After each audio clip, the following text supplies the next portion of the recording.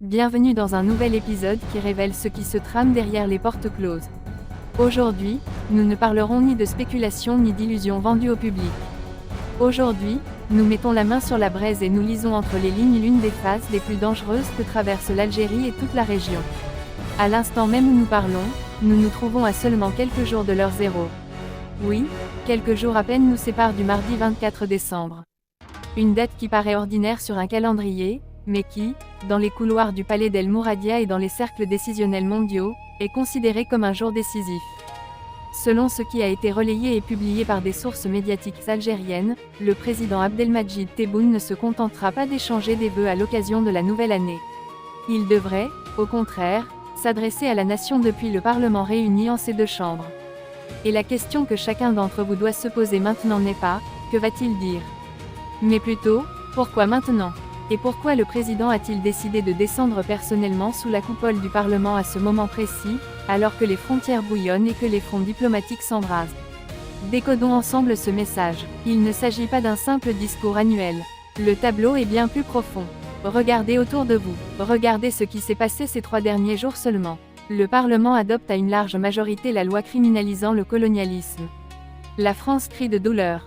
Les frontières occidentales connaissent une guerre silencieuse contre les réseaux de drogue et le crime organisé. Le Sud est en ébullition sous l'effet de transformations géopolitiques inquiétantes. Au milieu de ce tumulte, le président Tebboune choisit de prendre la parole. Les initiés de la scène politique algérienne savent que le discours à la nation est l'outil utilisé par l'État pour annoncer les grandes décisions. Celles qui ne souffrent aucun retour en arrière. Nous sommes face à un scénario de règlement de compte et d'annonce d'une feuille de route pour l'année 2026, que les experts qualifient déjà des « années de la terreur mondiale ». Que prépare donc le président dans ses dossiers confidentiels? Les fuites qui circulent ici et là indiquent que nous n'entendrons pas un langage de bois, mais des chiffres et des décisions. De fortes rumeurs évoquent une surprise sociale de très grande ampleur. Le président annoncera-t-il une hausse historique des salaires et des pensions de retraite afin d'absorber le choc de l'inflation mondiale? Les indicateurs et analyses en circulation penchent clairement en ce sens. Les indicateurs financiers s'améliorent, et les réserves de change sont à des niveaux confortables comparés aux années précédentes. L'Algérie cherche à blinder son front intérieur avant d'entrer dans la tempête de 2026. Le président sait parfaitement que la puissance extérieure commence par la stabilité intérieure. C'est pourquoi beaucoup s'attendent à ce que la première partie du discours soit un message fort au peuple, renforcer le pouvoir d'achat et couper court à toute tentative de déstabilisation sociale. Nous savons que l'Algérie vit une guerre non déclarée. Tantôt froide, tantôt chaude. Et nos sources indiquent que le discours de mardi contiendra des messages codés et d'autres très directs à destination de l'étranger, et plus particulièrement de la France. Après l'adoption de la loi criminalisant le colonialisme, tous attendent la conclusion présidentielle de ce processus. Tebboune annoncera-t-il des mesures économiques punitives contre Paris? Parlera-t-il ouvertement d'un divorce économique? Ce scénario est fortement envisagé, d'autant plus que les relations diplomatiques entre les deux pays sont arrivées dans une impasse totale.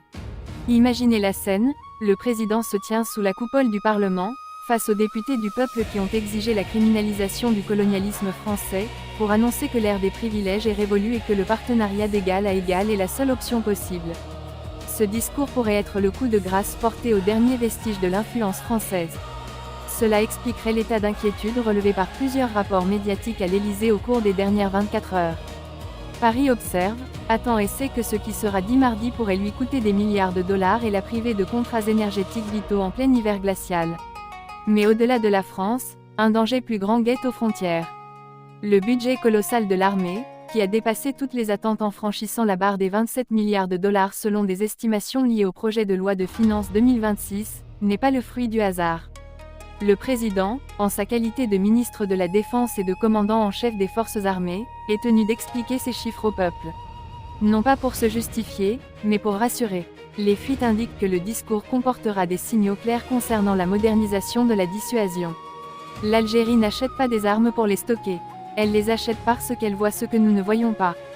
Elle voit les cartes se redessiner au Sahel, les alliances douteuses se former à la frontière occidentale, et l'entité sioniste tenter de s'implanter en Afrique du Nord.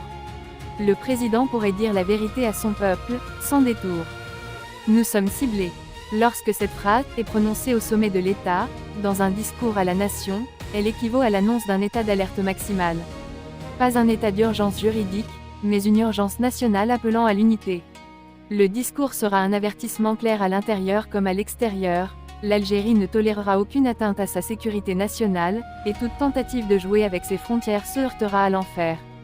Oui, le ton pourrait être dur, car la situation ne permet aucune mollesse. Un point que beaucoup négligent est le lien entre le timing du discours et le dossier du gaz et de l'énergie. Le monde entier regarde l'Algérie comme une batterie énergétique pour l'Europe. Et le président sait qu'il détient une carte de pression extrêmement puissante. Annoncera-t-il une nouvelle stratégie d'exportation du gaz? Conditionnera-t-il les livraisons énergétiques aux positions politiques? C'est tout à fait envisageable. L'Algérie d'aujourd'hui n'est plus celle d'hier. Elle négocie désormais en position de force.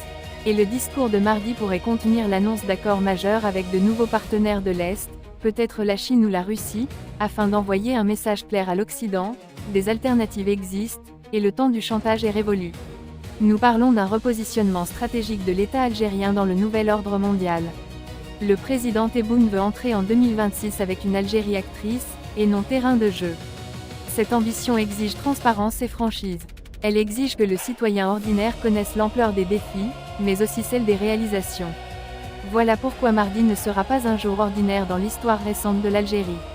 En conclusion, ici à Rouge TV, nous ne lisons pas dans le marque de café, nous lisons les faits. Et les faits montrent que l'Algérie change, rapidement et puissamment. Ce qui se passera mardi sera l'aboutissement d'un long processus de restauration de la souveraineté et de la dignité nationale. Le président Tebboune a beaucoup en réserve. Les prochains jours seront chargés de fuites et de rumeurs, mais une seule vérité s'imposera à tout mardi. Restez avec nous et suivez les développements, car ce qui sera dit déterminera le destin de la région pour les années à venir. Ce discours n'est pas qu'un ensemble de mots. C'est l'annonce officielle de la naissance réelle et concrète de la nouvelle Algérie. Loin des slogans, avec la force du droit, de l'armée et de l'économie. Préparez-vous, l'événement est majeur, l'échéance proche.